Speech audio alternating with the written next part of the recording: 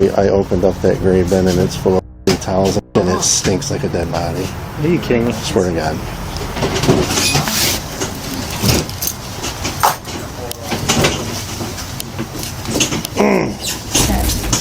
We've got pneumonia here, and my mom has COPD. Okay. And she didn't want to catch the pneumonia, so she's been staying over there till we're out. Where's Okay. What's the doctor? Dr. Topazic.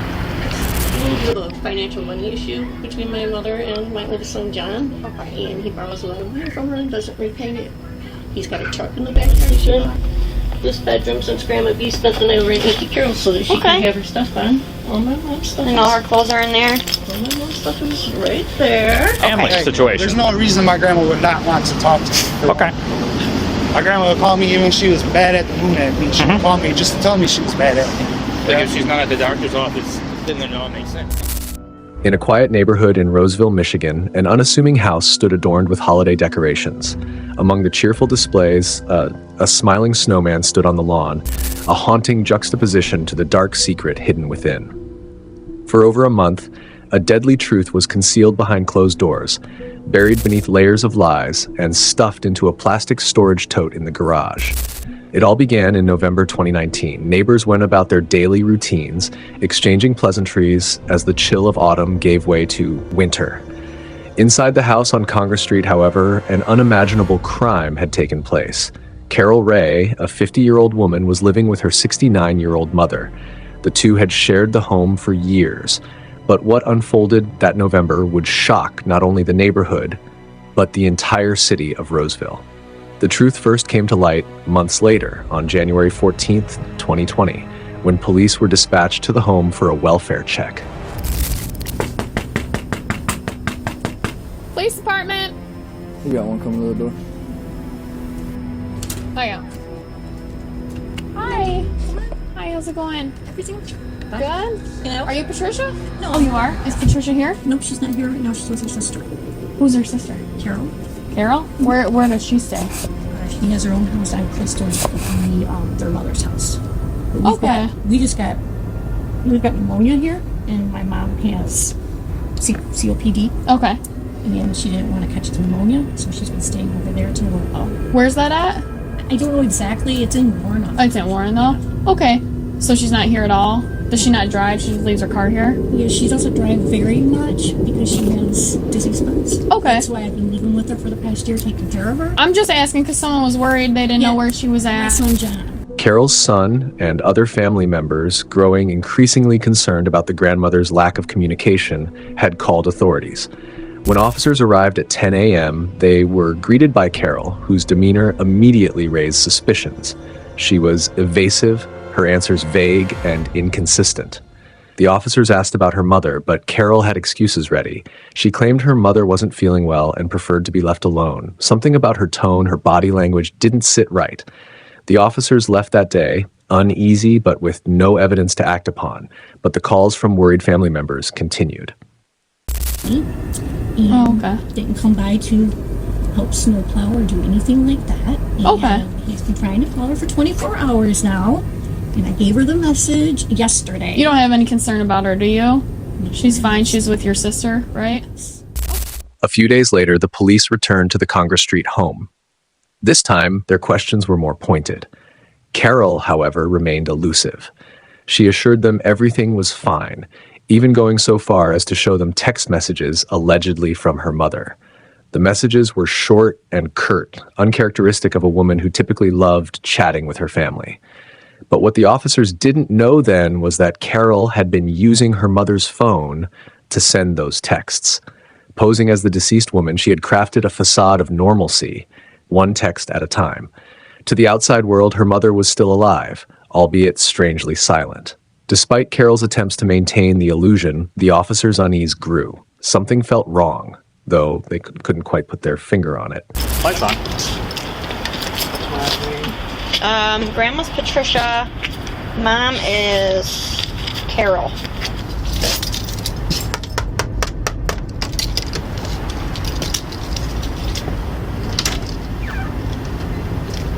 Hi. Are you Carol? Yes. Is Patricia here? No, she's not. She's getting her B12 shot or something like that with Dr. Topazo. Where's that at? I think Dr. Topazo is up on 11 Mile by Woods Cardiovascular, I believe. Okay. What's the doctor? Dr. Topazo. Do you know how to spell that by chance? I could take it. Yes. It's not written down anywhere in here? Maybe I know some right down with Dr. T on the old calendar. This little girl. This is my daughter, Allison, her granddaughter. Hi. Oh, okay. Does she live here with you? Yeah, we live together. Your grandma? Yeah. Or your My mom? mother. Sorry. Yeah, she's Okay. been staying at her sister's house for a couple of days because we just got diagnosed with pneumonia and got home from the hospital. I had diverticulitis that ruptured. Okay. So I was in there for about 8 days. And So she's back here though, staying here primarily now? Or she's over at... both. I mean, all of her clothes and everything are here. She came by yesterday, and she was here not last night, but night before last, and she was here yesterday until about 5 p.m. and picked up her medications and a fresh change of clothes and stuff like that. Okay. The only reason we're here is because your children are concerned about your grandma. My son John, he sent you guys over last night, which I contacted my mother about, and she had a fit, and I was going to go down to the Roseville Police Department today about it, because within 36 hours I can show you my text messages from John. Okay. Like, he tried getting a hold of her, and like I said, I was in the hospital with diverticulitis. Right.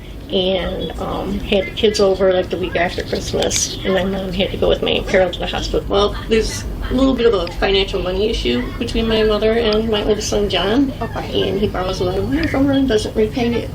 He's got a truck in the backyard she bought him, and a car in the garage that she bought him that she took back because he didn't pay the insurance on it. So my mom is a very finicky woman, and I told her about it. And I said, John, I want you to call him before noon tomorrow, or he's going to call the police. Right. So she got pissy about that. Now, call him when I goddamn ready to call him. I got things to take care of. Right. Okay. How old's your mom? I said, she's Wait. 69 this year. All right. Where's her room here? And it's right back here. Can we just look at it? Yeah, you want to see where her clothes are and everything? You want to show them where Grandma show us? I'm sorry, baby. You want to show them where Grandma B's room is? Her room is the last one on the right. Allison's is the first one on the left here. We've been letting Allie Is there a sleep. light? Yep, we've been letting Allie sleep in this bedroom since Grandma B spent the night over at Nikki Carroll so that she can have her stuff on. All my mom's stuff. And all her clothes are in there? All my mom's stuff is right there. Okay. And my mom. This is the bathroom my mom's. Grandma B's toilet she typically uses. Here's fresh clothes that she just washed. Okay. All right. We're good. We get the call, and then there's one side of the story, and then there's the other. So at 10:30 last night when I was trying to put the baby to bed. Yeah. Right. Yeah, she's got So that's everybody what, worked if up he's got everyone worked up, like he said, he might call, someone else might call, and you don't want us showing up here a million times. So we want to just see her in person. Hey, you're fine. That's all we need to do. Okay? Alrighty. Thank you. You're welcome. From Woods Cardiology, how can I help you? Hi, this is Officer Pelt with the Roseville Police Department. I'm just calling because I believe you have a patient in your office by the name of Patricia Bennett. And she has some family members that are concerned about her and are trying to just make sure she's there, if that's possible. Okay. Let me go ahead and make sure that we have the patient here, okay? Okay. Nope. She's not here. They might have got the date mixed up. Her appointment is February the 13th. I know. Oh, it's the 14th today. No, her next appointment is February the 13th, 2020. But I'm gonna go ahead and ask a couple of my colleagues just to make sure, like, did she come here or anything like that? Is she planning on coming there? Okay. Let me go ahead and place you on a brief hold, okay? Okay. Nope. She's not supposed to be in today. Nobody's seeing, like, she hasn't come in yet or anything like that. But we can for sure watch out and contact you. I just don't get why my grandma would make a Facebook post saying she's at home. You guys show up and she's not there.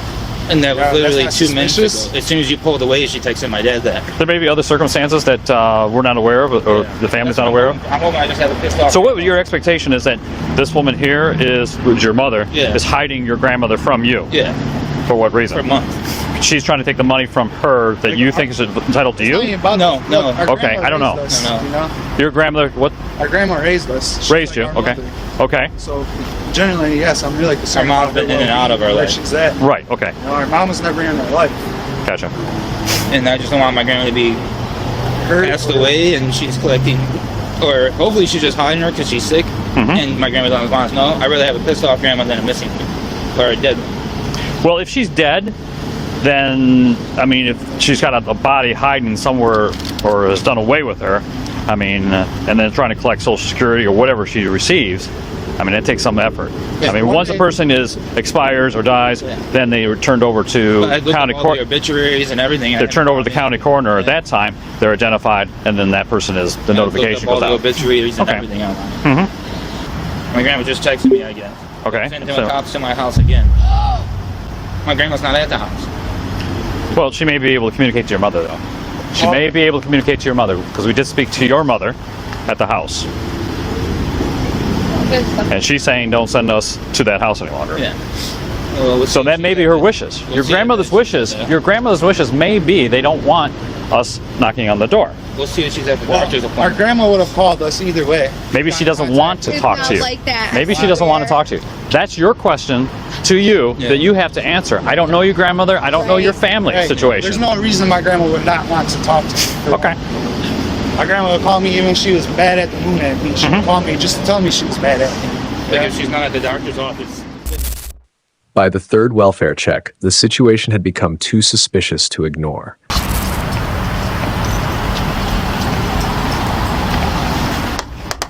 Back to Patricia and Bennett, 87 of 50 to your address. Hello. Hi again. Hi. Is she here now? No, she's up at the Liver Cancer Institute getting her B12 shot. I'm sorry, I don't mean to be gripey with you, but No, Where is she at? we're just getting conflicting information. That's why. So we just have to because confirm. she has 2 doctors. Step in, because it's Thank you. there. The place- There. The doctor's office that you told us she went to, she's not there. With cardiovascular is where she goes. Dr. Tapazzo is who treats her leukocytic white blood cell cancer. She goes to the Weber Cancer Institute, the one up here at St. John McComb Hospital now. It used to be McComb Hospital, Old Mountain in Shaner. On the back side of it, there's a place called the Weber Cancer Institute. That's where she gets her monthly B12 shots. That's where she does some of her checkups for the cancer that starts with an S. Not the white blood cell cancer. Okay, because you said she was at Woods Cardiovascular. Because she has a lot of doctors. What's your daughter's name? That's Allison. Addison. Allison. Allison. Yeah, so just getting conflicting information from. That's a nice balloon. Well, it's because I see don't. it? Thank you. I can't keep all of Hey, them. Allison. Well, it's as far as the resolution. I mean, we wouldn't have to continually come here if it wasn't like some disjointed information we're getting. Is where she's been treated. Yeah. for a Okay. long time with Dr. And how did she get there? And how did she get there? Her sister drives her, or I drive her. You didn't drive her today, so today, And sometimes her neighbor across the street. how did she get there today, though? I believe her sister. Her sister. Yes. The sister that lives in Warren? Yes. Okay. But you don't have your sister's number. I don't talk with my Aunt Carol or my Uncle Right. David. And I think that might be some of the issues that we're dealing with here is that family members are not talking to each other. They say they talk to each other, but they don't. So people are. Kind of. That's okay. That's certainly acceptable. Families I told you, I was function a in. teen parent. No, we're not saying that. Families function in different manners, and that's all acceptable. We're just trying to make Well, sure last that night- everybody's okay. She stayed over there. When the officer came here, she did not speak directly to her. No, she spoke to me. Okay. Because she was at my aunt's. She was here right before last. Is that your phone? She was here. Yes, that's the one I just gave you. My mom's number off of. Listen, we just want to know where this lady is. I understand, but you guys are upsetting my daughter and you're upsetting me. She doesn't look upset. That's Okay? fine. Because you don't hear what she says when she leaves. I just went through a really bad domestic violence divorce situation. He had CPS up my butt for the past 2 times We're not, this yeah, year. but that's not what we're here for.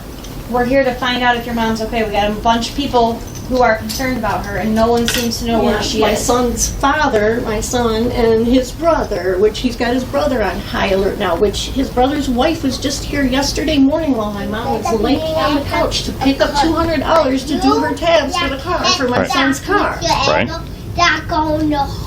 Okay? Yeah? I mean, I can show you a picture of my daughter and my mom She's sitting on the sending couch. messages telling everyone she's here. She's currently here. Now she's coming back here because she just called. She just called. Why don't you call her right now? While we're here. Yeah.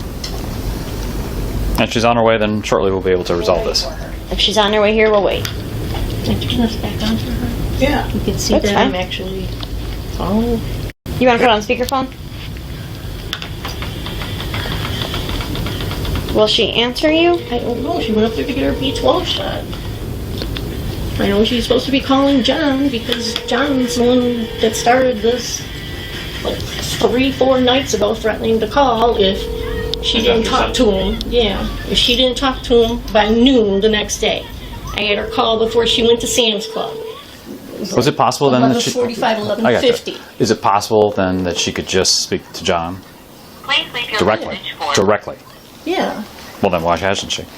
Like face to face, so that they're at ease. Well, she's not answering. We're sending messages to You each wanna other. call her again? People, and people are just concerned.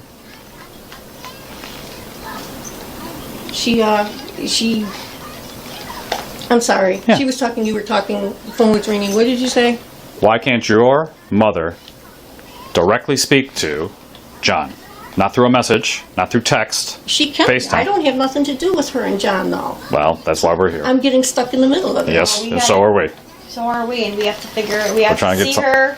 You want to just try to call her again? What's the doctor's office she's at? With the Weber Cancer Center. With Carol continuing to evade their questions, the police obtained a search warrant and returned to the house. This time, they were determined to uncover the truth. This does go downhill and she starts making any admissions, let's stop, get her to the station. We'll do a search warrant, whatever we have to do for the house. But if she Do starts... you want to do a consent to search first? So we can gather anything else first? Because she'll consent. Yeah, let's start out with that. She's already let me go through the house. So we'll go through the little... Did you go through the garage? I've not been through the Cars, garage. check the cars. No, I just went through the house. So we'll play easy first with that. And see if there's anything we can gather. And make sure and get on the consent form to search all the cars in the property. And I can tell her she's sitting there on the couch when I just walked out here to talk to her. And I said, well, Megan hasn't seen her. And, oh, it's only my boyfriend. And her daughter's rolling out on the floor. And she's looking at her like, this could go south quickly. So she's at her breaking point. Okay. We just got to Carol, do you have any problems with us checking the house or anything like that? Just don't mind the mess. The last time you saw your mother was when? You say this correctly. Because I keep getting a little frustrated and confused. She was here day before yesterday. She left around 5 p.m. with whom I was told my aunt was picking her up. I was just informed she's not talking to my aunt. And hasn't talked to her since my grandma passed away. You saw her walking out the door. We've contacted quite a few people. Nobody knows where she's at. That's concerning, Abby. Does that concern you? Kind of. I mean, Has she done this in the past? my mom doesn't tell anybody what she does. Has she done this in the past? Yes. And your son seemed pretty concerned that she was injured. My son John? Yeah. But she tells you that she's with her sister. And That's she's got not. me- That's concerning, correct? That's got me worried. I'm not worried, but aggravated. She's not answering her phone calls. The people that she says she's with, she's not. Mm-hmm. That's got me concerning. aggravated.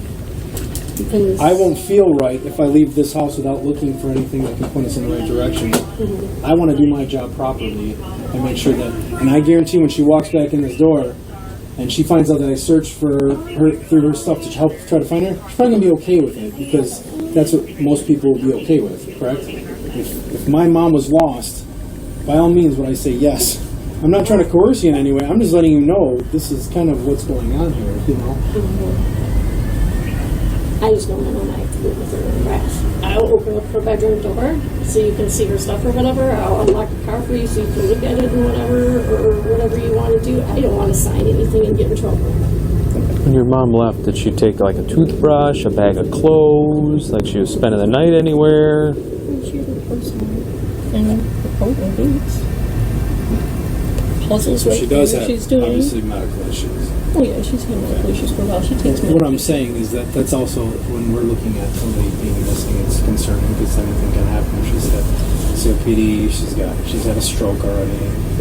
We understand she's out there.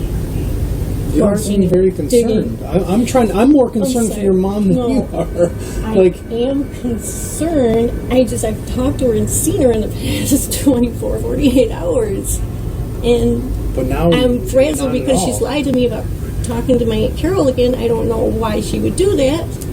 So, I mean, we're concerned because your mom left, but she didn't even pack a bag to go, you know. For an overnight, she probably won't. Even when she came out to my trailer that I was remodeling up on Hall Road. So for like an overnight, you don't pack like just a toothbrush, a change of clothes, underwear? Doesn't have any teeth at all.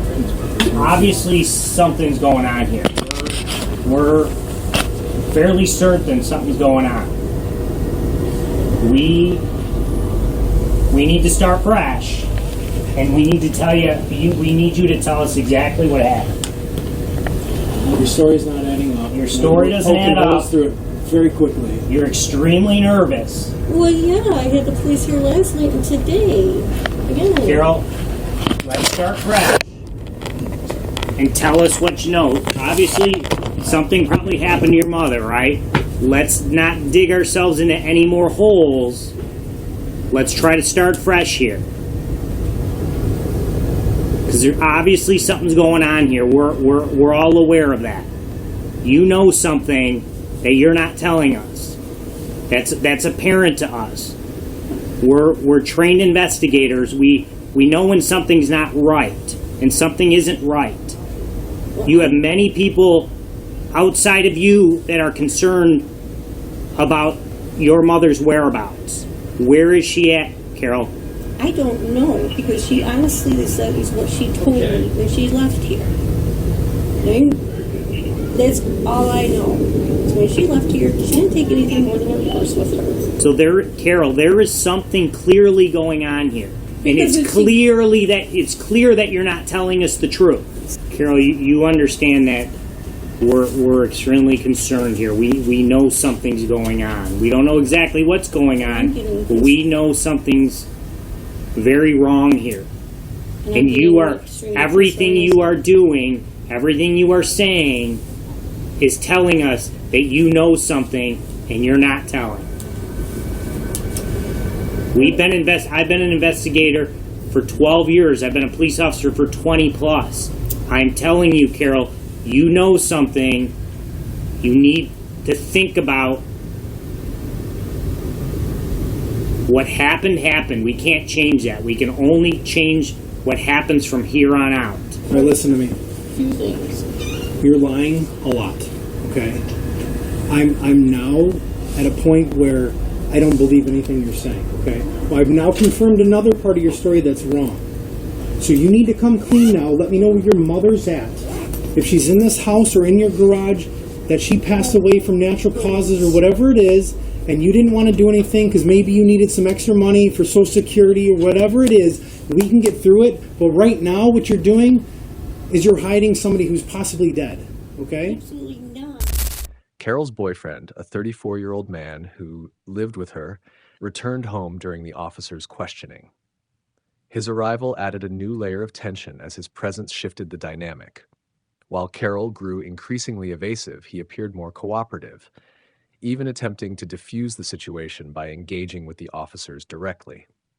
When the officers mentioned concerns from the family, the boyfriend offered a suggestion.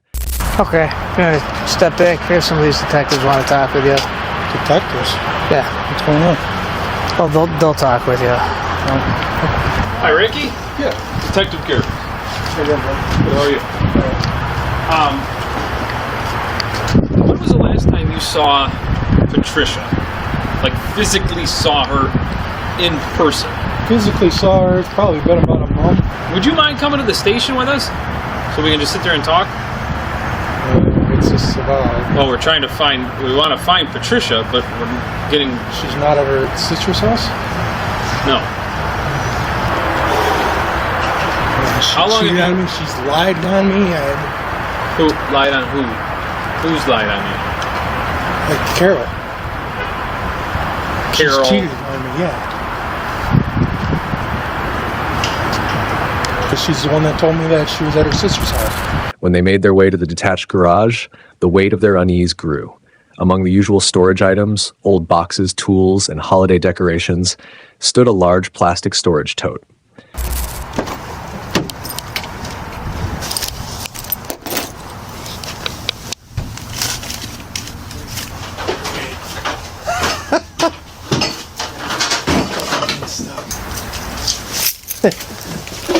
You open that.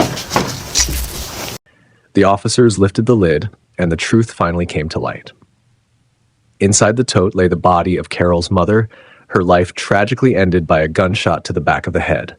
The smell of decay filled the air, a grim testament to the weeks that had passed since the murder. Should fit in here. I mean... Ooh, buddy. Oh. Alright. What'd you say? Towels. There's shit in here. She's in there.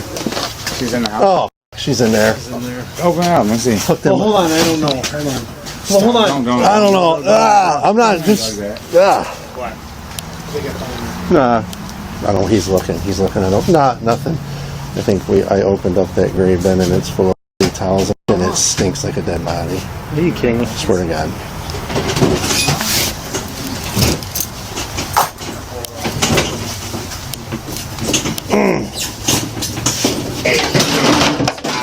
You gotta get the search warrant up. Huh? For what? If it's in there, Bodecker wants us. For what? If there's... We're searching for the There's a body. bloody Yes, pillow. if there's a one bloody in there. pillow in here. It's ready? Yeah, there's a body in there. Yep. Where? You see the legs in the far corner. Okay. Close back up. I'll go pick the thing up there. Somebody said he was back here, so he needs to. Everybody needs to. That's a boyfriend. He just showed up. We've been looking for him. Oh, okay. He's in there. Hi, Lieutenant. I just opened up a big plastic storage bin and smelled really bad. It was full of blood and towels, and you can see a body in there. So that's kind of where we're at. All right. We hook her, bring her in. What about Everybody was saying, the brothers, we need to find out what they were telling officers, because they were saying he was like in the back there yesterday. It was coming and going. Somebody might have seen. There's still moisture on the top of that. I open it and there's still moisture on the top, so that's not been in there long. And they were somebody we got to talk to over there. They said, yeah, the door was open yesterday and he was coming and going, and then all of a sudden his car was gone. This dude? Whose boyfriend is it? This is the girl in Carol's. The daughter. I say we bring him in. Carol, go ahead and stand up for me. Throw on James behind your back, okay? You guys gotta set it up. Think you know why we're going, but I suggest you think about what you need to tell us, okay? It is the smiling snowman outside seemed like a cruel mockery of the horror within. As investigators pieced together the events leading up to the discovery, a chilling pattern emerged. Carol had shot her mother in the back of the head sometime in November 2019, but what followed painted a picture of cold calculation. Instead of reporting her mother's death, Carol concealed the body in the tote, initially keeping it inside the house. She continued to live her life as if nothing had happened, even going so far as to send text messages from her mother's phone to concerned family members. She reassured them that everything was fine, that her mother was simply under the weather or busy. Meanwhile, Carol began making transactions using her mother's financial accounts. Over the weeks, she drained over $20,000, all while maintaining the illusion that her mother was alive. The body was eventually moved to the detached garage, hidden away from prying eyes, but never truly out of sight. Carol and a 34-year-old man, an acquaintance, were detained for questioning. While the man was released without charges, Carol's story quickly unraveled. The evidence was overwhelming, and the discovery of the body left little room for doubt. Carol Ray was charged with first-degree murder, felony firearm possession, and larceny of $20,000 or more. The charges reflected not only the heinous nature of the crime, but also the betrayal of trust, stealing not just her mother's money, but her very life. The smiling snowman was eventually removed from the yard, replaced by the haunting memory of what had occurred within those walls. Neighbors struggled to reconcile the crime with the woman they thought they knew. Family members mourned not only the loss of their loved one, but the realization that someone they trusted had committed such an unthinkable act. As Carol awaits her fate, the house on Congress Street serves as a somber reminder that darkness can hide in the most unexpected places. For over a month, a plastic tote held the terrible secret of what happened inside that home, a secret that, once uncovered, left a community forever changed.